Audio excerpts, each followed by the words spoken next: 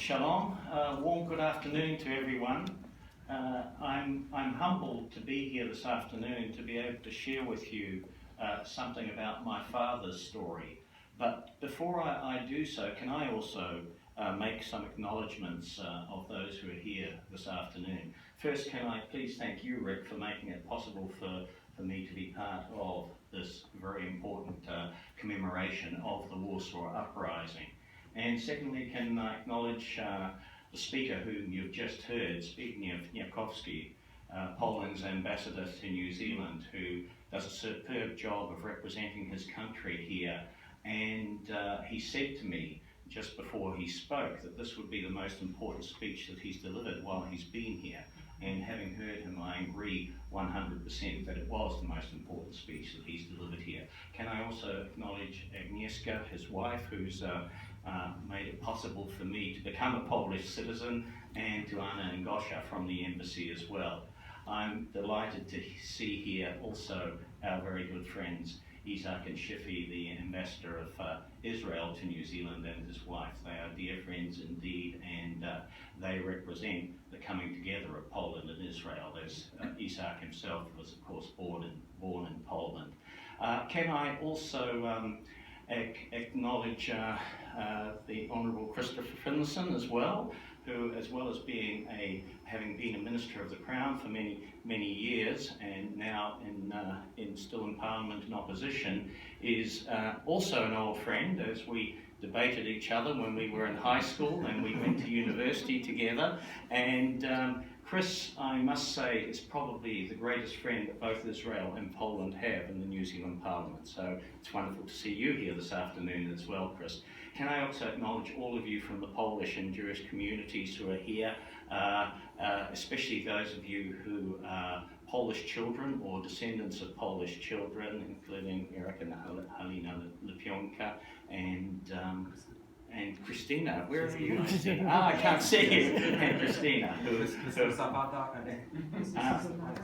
Excellent. Can I acknowledge all of you? And it's wonderful to have my family here with me this afternoon too. The Holocaust Centre of New Zealand is a very special place of remembrance, as many of you in this room will know. It's a place of painful memories, of profound losses, of lives cut short and turned upside down, of gaps and silences in histories, and of it evokes millions of untold stories as well, and many of the silences in history. It's a place for remembering courage and fortitude, and ultimately it's a place for reflecting on hope, on redemption, and on our common humanity as well.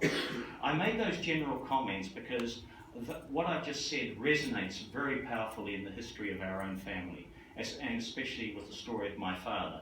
And I hope that by saying a few things about my father, I can personify some of the more general things that the ambassador has just described to you. My father's name was Rabel. He was born in 1920 and died in 1995. Ironically, he died on May the 8th, 1995, which was the 50th anniversary of VE Day. My mother would die 20 years later to the day, also on, in this case, the 70th anniversary of Victory in Europe Day. And I think it was both ironic and fitting because in both cases, the war turned their lives upside down. They both came here as displaced persons. My father from Poland, my mother from what had been Italy and is now Croatia. But returning to my father, he grew up in Warsaw, and he was born in Mokotów and moved later, when he was about 8 or so, across the Vistula to Grochov, the suburb of Grochov. And I think it was, again, appropriate that he moved from one side of the river to the other, because his two passions as a child and as a teenager were swimming and mathematics. And he, in an interview I did with him about a year before he passed away, he talked extensively about how he'd been involved so much in swimming activities when he was a youth. And when he was 8, he could already swim 5 kilometres. And he was able to regularly swim backwards and forwards across the Vistula. Before war arrived, his plan was to go to university to study mathematics, but the coming of war changed all of that, as it changed so many things for so many people across Europe.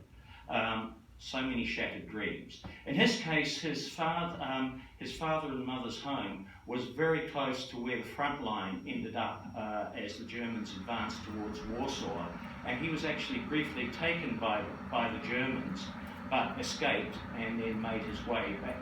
They were shipping him away, and he made his way back to Warsaw.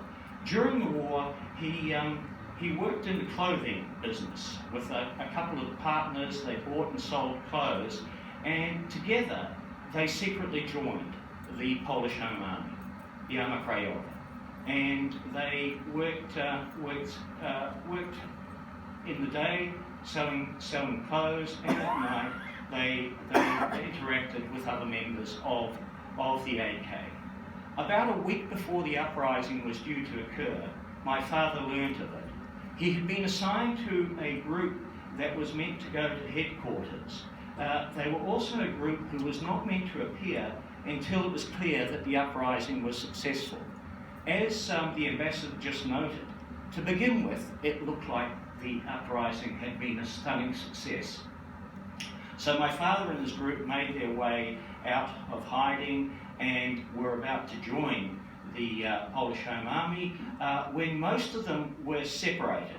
And only he and someone he called a girl, I presume it was a young woman, were the only two who made it through to General Borkomarovsky's headquarters and joined the headquarters. And the woman he was with, her code name was Sylvia. His code name was Yur. Everyone had code names, pseudonyms during the uprising. He did not know until 2 weeks before the end of the uprising what her real name was. But throughout the uprising, he and she were together.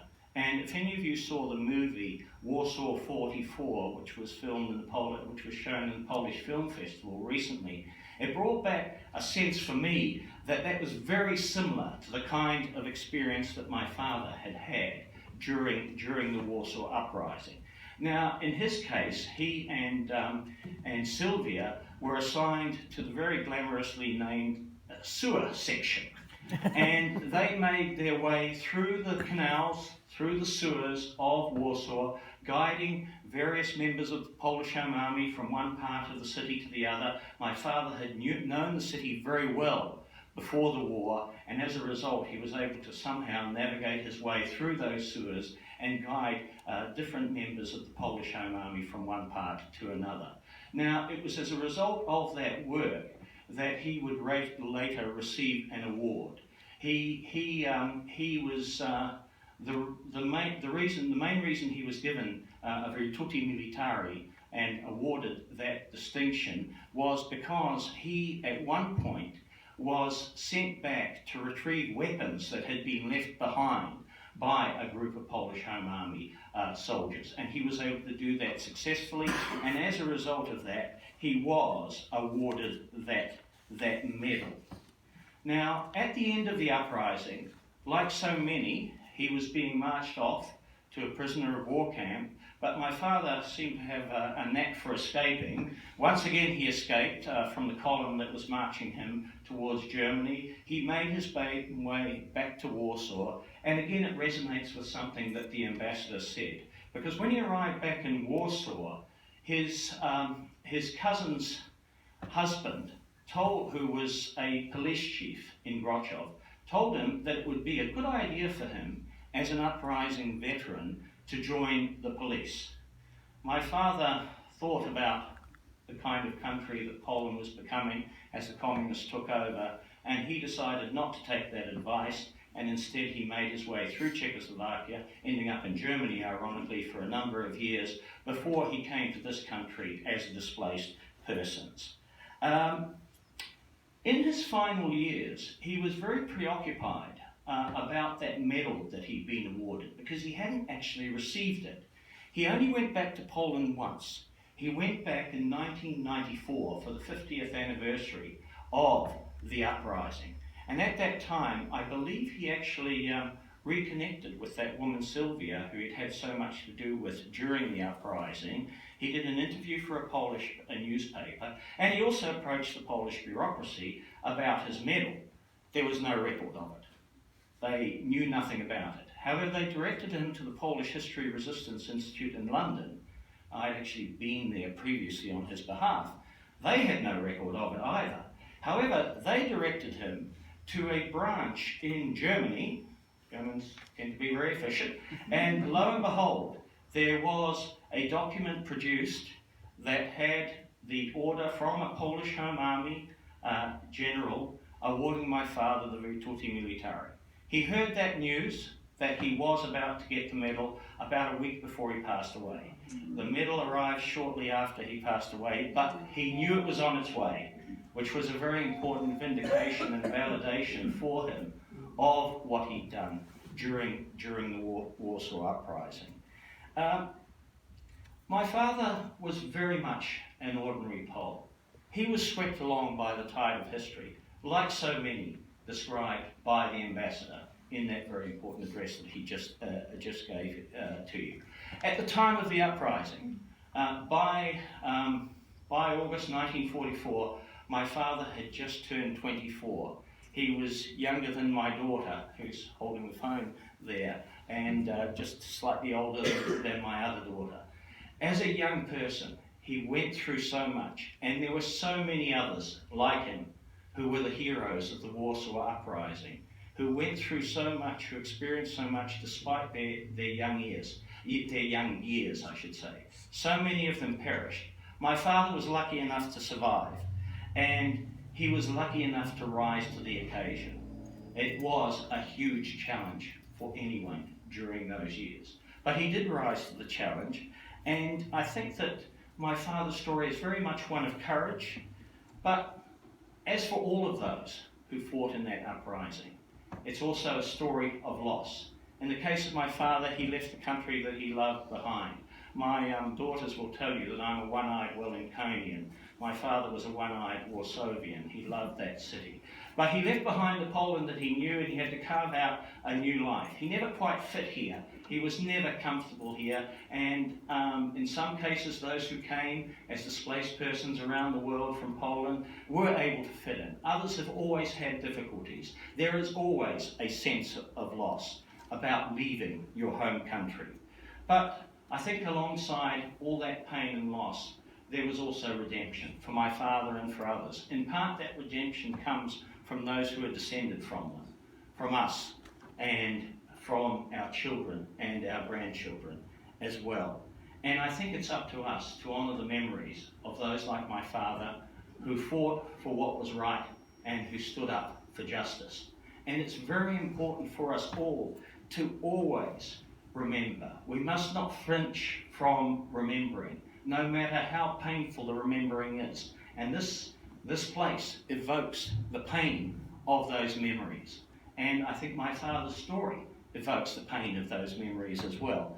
But we've got to continue to share them. And we share them not to condemn and divide, but to highlight that redemption, that hope, and our common humanity. Because it's so important that no one else has to go through what my father's generation had to experience. Thank you. Dziękuję.